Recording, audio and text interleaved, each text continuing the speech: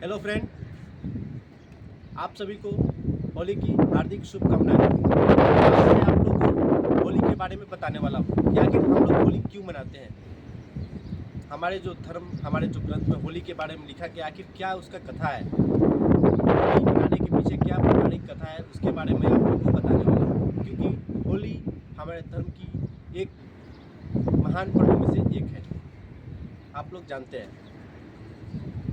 इसके पीछे जो पौराणिक कथा है उसके बारे में मैं आप लोगों को बता रहा हूँ। कहा जाता है कि बहुत वर्ष पहले एक हिरण्यकश्यप नाम का राक्षस था, दुराचारी, अत्याचारी, जिसके आतंक से पूरे जनता में त्राहिमाम मचा हुआ था। पूरे जनता कलप रही थी और वो एक ही रट लगा रही थी कि हे भगवान मेरी रक्षा करें। तभी उसके घर में एक संतान उत्पन्न लिया जिसका नाम प्रहलाद था।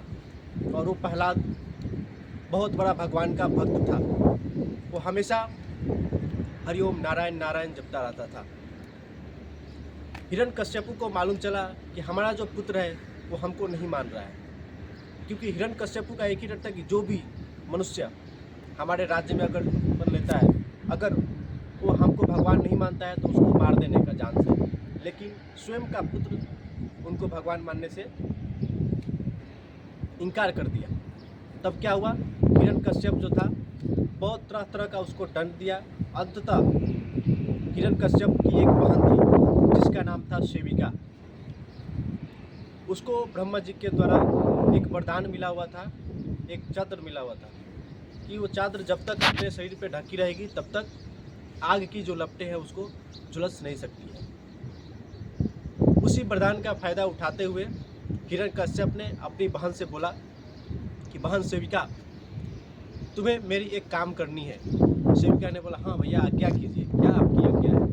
तो हिरण्यकश्यप ने बोला कि बहन, तुम्हें हमारे बीच में जो कांटा आ रहा है, हमारा पुत्र प्रहलाद, उसको अग्नि में लेके बैठना है और उसको जला के भस्म कर देना है, क्योंकि तुम्हें तो वरदान मिला है, तुम नहीं जल सकते। उसने बोला इतनी सी बात में कौन सी बड़ी बात है, मैं इसको आसान से ख़त्म कर दूंगा।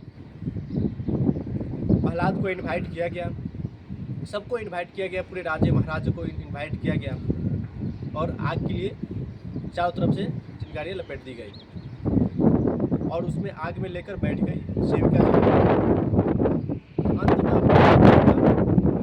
जो चादर थी वो वरदान यही मिला था कि इस चादर का उपयोग आप स्वयं की रक्षा या किसी और की रक्षा के लिए ही कर सकते हैं। इसका उपयोग अगर आप दुरुपयोग करेंगे तो आप स्वयं जल के राख हो जाएंगे। और इसका परिणाम यही हुआ कि हवा की लपटें चली और जो चादर थी वो प्रहलाद के सर को ढक ली और सेविका वहाँ पे जल के राख हो गई। यानी उस दिन जो विजय हुआ वो सत्य की विजय हुई और असत्य की पराजय हुई। वहाँ पे धर्म की विजय हुई, अधर्म का पराजय हुआ। वहाँ पे खुशियाँ आई, यानी सभी के मन में एक बहुत बड़ा खुशी आई कि आज हम लोग जीते हैं।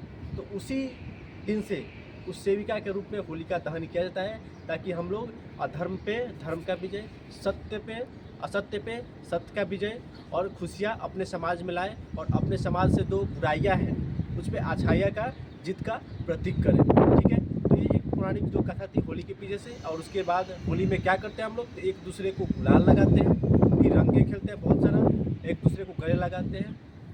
उस दिन हम लोग दुश्मनी को एक दूसरे भाई को गले लगाते हैं और गुलाल खुशी हर्षोल्लास के साथ खेलते हैं। तो आप लोगों से मेरी यही कामना है, आप लोगों से मेरी यही विनती है कि आप लोग होली मनाइए, अच्छे से मनाइए और बिना किसी लड़ाई झगड़े, किसी द्वेष कलह के साथ सबसे एक दूसरे से मिलिए। और सभी लोग हमारे साथ बोलेंगे हैप्पी होली।